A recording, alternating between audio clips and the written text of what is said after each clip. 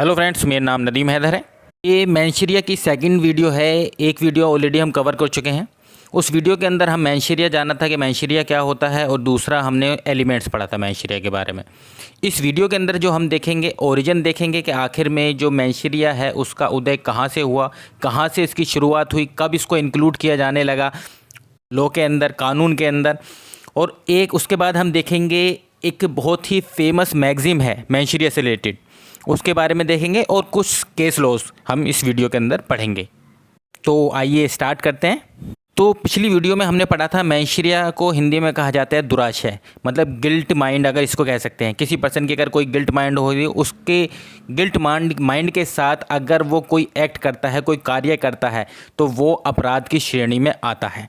उसमें हमने इसके 3 एलिमेंट्स पढ़े थे कि बेसिक एलिमेंट जो है मैनशरिया के वो 3 एलिमेंट है। इंटेंशन पहला, दूसरा knowledge, third reason to believe. अब हम आगे का इसमें कवर करते हैं। अब देखते हैं हम इस ओरिजिन के बारे में बात करते हैं कि आखिर में मैनशरिया का उदय कहाँ से हुआ। कि अगर शुरुआत दौर की बात करें, बहुत पहले की बात करें, तो पहले किसी भी अपराध को होने के लिए ये ज़रूरी नहीं होता कि आपका मैनशरिया है या नहीं है। अगर आपका मैनशरिया नहीं होता था तब भी उस पर्सन को उस एक्ट के लिए, उस क्राइम के लिए पनिशेबल किया जाता था। जैसे कि अगर हम आज आईपीसी के अंदर देखें, इंडियन पिनल कोड के अंदर देखें, तो सिर्फ कुछ क्राइम को छोड़कर, कुछ जो ऑफेंस हैं उनको छोड़कर, और जितने भी ऑफेंसेस आईपीसी के अंदर दिए हुए हैं, उन सब में अपना अपना, उन सभी सेक्शनों का, सभी प्रोविजंस का अपना अपना मैनशरिया है। एग्जाम्पल के तौर पर अगर बात करें, थेफ्ट की अगर बात करें, तो थेफ्ट के लिए डिसऑनेस्टली, मर्डर के लिए इंटेंशन और नॉलेज, चीटिंग के लिए फ्रॉडेंटली। इसी तरह सभी सेक्शनों के लिए अपना अपना मैनशरिया है। अगर कोई एक्ट आप मैनशरिया के साथ करते हैं तभी वो अपराध होगा। पर एंशिएंट टाइम में ऐसा नहीं होता था। एंशिएंट टाइम में आपकी चाहे मैनशरिया हो या ना हो, तब भी आप उस एक्ट के लिए जो है रेस्पॉन्सिबल होंगे और उसको, उस पर्सन को पनिशेबल किया जाएगा। ये चीज़ जो मिलती है हमें मैथलैंड, ये मैथलैंड थे, इनके द्वारा एक बुक लिखी गई थी, हिस्ट्री ऑफ इंग्लिश लॉ। इस बुक के अंदर ये चीज़ मेंशन है कि इंग्लिश लॉ में अगर कोई भी पर्सन कोई एक्ट करता था तो वो उसके लिए रेस्पॉन्सिबल होता था, चाहे वो मैनशरिया के साथ करे या बिना मैनशरिया करे, तब भी वो पर्सन उस एक्ट के लिए, उस क्राइम के लिए रेस्पॉन्सिबल होगा। और 11वीं सेंचुरी तक मैनशरिया का कोई एग्जिस्टेंस नहीं था, मतलब कि मैनशरिया के बिहाफ पर जो है किसी पर्सन को छोड़ना या पनिशमेंट नहीं दी जाती थी। आगे चलकर 12वीं सेंचुरी के अंदर जो इंग्लिश लॉ, वो इन्फ्लुएंस्ड हुए, आप कह सकते हो प्रभावित हुए रोमन लॉ से। क्योंकि रोमन लॉ में उस टाइम पर 2 चीज़ें यूज़ की जाती थी, कल्पा और डोलेक्स, जैसे कि आज हम कल्पेबल होमिसाइड कह सकते हैं। रोमन लॉ के अंदर 2 चीज़ें यूज़ की जाती थी, कल्पा और डोलेक्स, मतलब कि इसमें किसी भी अपराध को, क्राइम को इन दोनों के बिहाफ पर देखा जाता था। तो 12वीं सेंचुरी के अंदर जो इंग्लिश लॉ है, ये इस कंसेप्ट से, रोमन लॉ का जो कंसेप्ट है कल्पा और डोलेक्स, इससे इन्फ्लुएंस्ड हुआ। आगे चलकर जो 13वीं सेंचुरी में एडवर्ड फर्स्ट के टाइम पर 2 चीज़ और इंक्लूड की गई, डोली इन कैपेक्स और दूसरा इंसैनिटी, मतलब कि अनसाउंड माइंड। इन चीज़ों को भी, इन दोनों चीज़ों को भी इंक्लूड कर लिया गया। डोली इन कैपेक्स का मतलब है, देखिए, जिसकी एज 7 साल से कम होती है, जो माइनर है। तो 13वीं सेंचुरी में एडवर्ड फर्स्ट के टाइम पर अगर कोई पर्सन, कोई बच्चा के द्वारा कोई क्राइम किया जा रहा है, या कोई अनसाउंड माइंड पर्सन है, कोई पागल है, उसके द्वारा कोई क्राइम किया जा रहा है, तो इसको एक तरह से उस पर्सन को पनिशेबल नहीं किया जा सकता था, और ये डिफेंस की तरह उस पर्सन के लिए यूज़ होता था।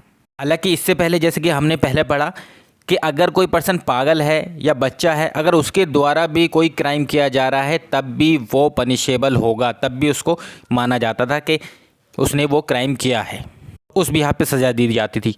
पर 13वीं सेंचुरी के अंदर एडवर्ड फर्स्ट के टाइम पर इन दोनों को इंक्लूड किया गया कि अगर किसी बच्चे के द्वारा कोई अपराध किया जाएगा तो जो उसको भी सज़ा नहीं मिलेगी। कोई पागल के द्वारा, कोई पागलपंती को, उस टाइम पे पागल है वो, और उसके द्वारा कोई एक्ट किया जा रहा है, वो क्राइम है, अपराध किया जा रहा है, तो उस पर्सन को भी, ऐसे पर्सन को भी जो पागल है, उसको पनिश नहीं किया जाएगा।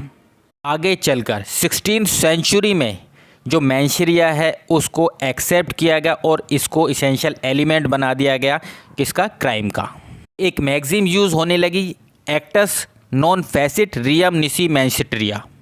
मैंने आपको बताया था कि एक बहुत ही फेमस मैगज़ीन के बारे में पढ़ेंगे, तो वो यही मैनशेरिया से रिलेटेड एक फ़ेमस मैगज़ीन जो है वो यही है, एक्टस नॉन फेसिट रियम निसी मैनसेट्रिया।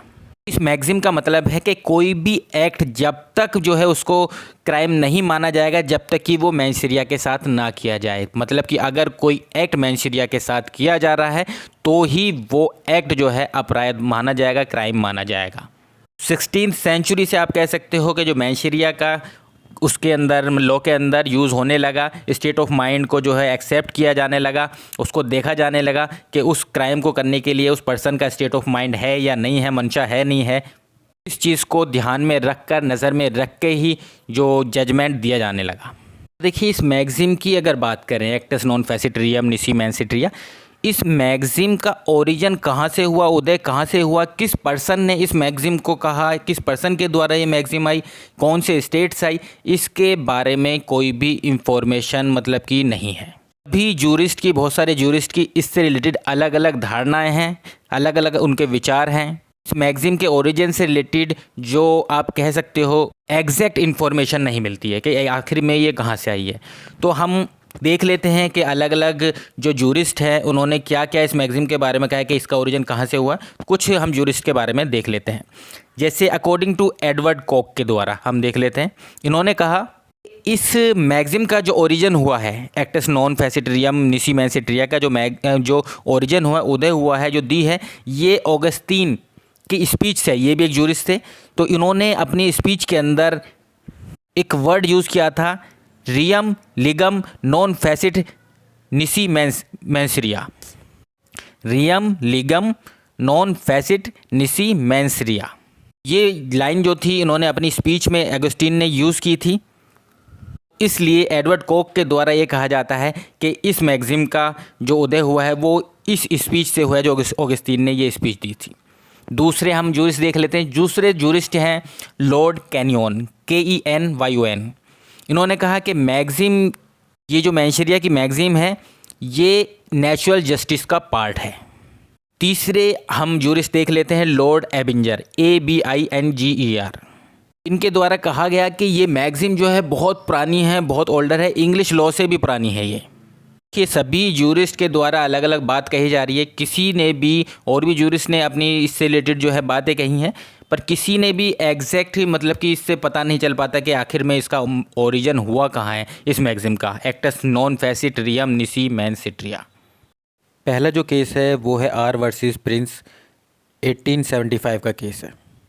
इस टाइम पर क्या था कि 1875 में कि अगर कोई पर्सन किसी गर्ल की एज जिसकी 16 साल से कम है, अगर उसको उसके गार्जियन के पास से ले जाता है बिना उनकी कंसेंट के, तो यह अपराध माना जाता था। अब इस केस में क्या होता है, जो हेनरी प्रिंस होता है उसको कन्विक्ट कर लिया जाता है सेक्शन 55 के अंदर, offence against the person act. ये एक्ट है, एक्ट का नाम है उस टाइम पर offence against the person act. इसका सेक्शन 55 के अंदर उसको कन्विक्ट कर दिया जाता है क्योंकि वो एक अनमैरिड गर्ल जिसकी एज 16 साल से कम होती है, वो उसको अपने साथ ले जाता है बिना उसकी फादर के कंसेंट के। इस वजह से उसको कन्विक्टेड कर लिया जाता है, पकड़ लिया जाता है। जब मुकदमा चलता है तो जो हेनरी प्रिंस है वो यह सिद्ध कर देता है, यह प्रूव कर देता है कि वो ये बिलीव कर रहा था कि उस लड़की की जो एज है वो 18 साल से ज़्यादा है, कि वो कोर्ट में ये प्रूव कर देता है। अब इसका जजमेंट क्या हुआ, इसके जजमेंट में ये हुआ कि जो हेनरी प्रिंस है उसको सेक्शन 55 के अंडर लायबल माना गया और उसको सज़ा हुई। क्योंकि इसका रीज़न क्या था, इसका रीज़न ये था कि जो सेक्शन 55 था उसकी लैंग्वेज में कहीं पे भी मैनशेरिया वर्ड जो है वो मेंशन नहीं था। मतलब एक्सप्रेस तौर पर कहीं पे भी वो लिखा हुआ नहीं था मैनशेरिया वर्ड का। जो लैंग्वेज अगर देखा जाए तो ऐसे है, remove a girl under the age of 16 from the guardianship of her father. हालांकि आगे चलकर जो ये केस था R वर्सेस प्रिंस 1875 का, इसके अपोजिट जो है जजमेंट हुए। उसमें दो जजमेंट हैं, state of Gujarat versus Devendra Prasad Pandey 1971 का, और एक है स्वीट वर्सेस पार्सले 1970।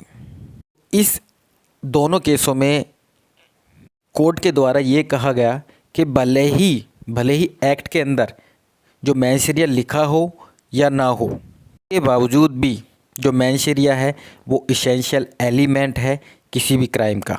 मतलब अगर प्रोविज़न के अंदर कहीं पे भी मैंशरिया नहीं आई है, मैंशरिया का कोई वर्ड नहीं आया है या नहीं है, तब भी उस एक्ट को, उस प्रोविज़न को मैंशरिया के साथ ही पढ़ा जाएगा।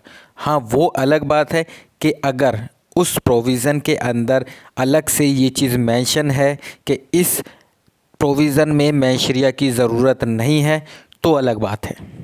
एक और केस लो देखते हैं। क्वीन वर्सेस टेल्सन 1889 का केस है ये। इस केस में क्या होता है? इस केस में ये होता है कि एक वोमेन है, वो शादी करती 18 सितंबर 1880 में वो शादी करती है और दिसंबर 1881 के अंदर जो उसका हस्बैंड होता है वो मिसिंग हो जाता है और उसके पास ये सफिशिएंट एविडेंस होता है कि जो उसका हस्बैंड है वो मर गया है शिप के ऊपर। अब वो वोमेन क्या करती है, वो 11 महीने के बाद, जब उसका हस्बैंड खो जाता है उससे 11 महीने के बाद जब उसको पता चल जाता है कि वो उसकी डेथ हो गई है, उसके 11 महीने बाद वो वोमेन किसी दूसरे पर्सन से शादी कर लेती है। उसके बाद क्या होता है कि उसके जब वो दूसरे पर्सन से शादी कर लेती है तो बाद में उसका जो पहला पति होता है वो आ जाता है, वो ज़िंदा होता है। वो आके देखता है कि उसकी बीवी ने दूसरी शादी कर ली है, तो वो अपनी वाइफ के ऊपर जो है केस कर देता है बाईगेमी का, मतलब द्वितीय विवाह का। अब कोर्ट में जब ये मुकदमा जाता है, कोर्ट देखता है तो कोर्ट ये चीज़ इसमें निर्णय लिया जाता है कि जो वोमेन थी वो गिल्टी माइंड नहीं थी, मतलब उसका मैंशरिया नहीं था, इसलिए उसको अपराधी नहीं माना जाता है, क्योंकि उसके पास तो सफिशेंट ग्राउंड थे, सफिशेंट वो चीज़ें थी जो उसे इंफॉर्मेशन मिली थी, जहाँ से भी उसने कलेक्ट करी थी कि उसका हस्बैंड जो है उसकी डेथ हो गई है शिप के ऊपर, इसलिए उसकी कोई मैंशरिया नहीं थी, तो इसलिए उसको गिल्ट नहीं पाया जाता है। अब बात करते हैं एप्लीकेबिलिटी ऑफ मैंशरिया अंडर आईपीसी, मतलब कि आईपीसी के अंदर जो मैंशरिया वो कैसे एप्लीकेबल होता है। तो देखिए, जो आईपीसी के अंदर जो मैंशरिया है वो 2 तरीके से होता है, पॉजिटिवली और नेगेटिवली। तो सबसे पहले बात करते हैं नेगेटिवली मैंशरिया कैसे अप्लाई होता है आईपीसी के अंदर। देखिए, आईपीसी के अंदर जो चैप्टर 4 है, अगर वो देखेंगे तो ये जनरल एक्सेप्शंस के बारे में बताता है, जो कि सेक्शन 76 से लेकर 106 तक हैं। तो जितने भी ये सेक्शन है चैप्टर 4 के अंदर 76 से लेकर 106 तक, ये नेगेटिवली अप्रोच के बारे में बात करता है मैंशरिया की, कि अगर मैंशरिया नहीं है तो ऑफेंस भी नहीं है, क्योंकि इन सभी सेक्शनों में कहीं पे भी मैंशरिया नहीं है, तो इसलिए इनको ऑफेंस नहीं माना गया है आईपीसी के अंदर। अब बात करते हैं पॉजिटिवली एप्लीकेबिलिटी के बारे में मैंशरिया की आईपीसी के अंदर। तो देखिए, आईपीसी के जो हमने ऊपर चैप्टर 4 बताया था उसके सेक्शनों को छोड़कर अगर कोई भी सेक्शन देखेंगे तो सभी सेक्शन के अंदर अपना खुद का कोई ना कोई मैंशरिया ज़रूर है। जैसे कि एग्जांपल के तौर पर अगर बात करें, थेफ्ट का सेक्शन देखेंगे तो उसमें मैंशरिया क्या है, डिसऑनेस्टली। तो थेफ्ट जो है बिना मैंशरिया के नहीं हो सकता, मतलब कोई भी ऑफेंस जो है बिना मैंशरिया के नहीं हो सकता। तो थेफ्ट के लिए क्या ज़रूरी है, डिसऑनेस्टली होना ज़रूरी है। मर्डर के लिए क्या ज़रूरी है, इंटेंशन और नॉलेज। चीटिंग के लिए फ्रॉड। तो इसी तरह जितने भी सेक्शन अगर आप देखेंगे आईपीसी का, तो सभी में कहीं ना कहीं पे मैंशरिया ज़रूर दिया हुआ है। हर सेपरेट ऑफेंस जो है आईपीसी के अंदर उसका खुद का अपना मैंशरिया ज़रूर है। तो इस वीडियो के अंदर इतना ही। Thank you very much.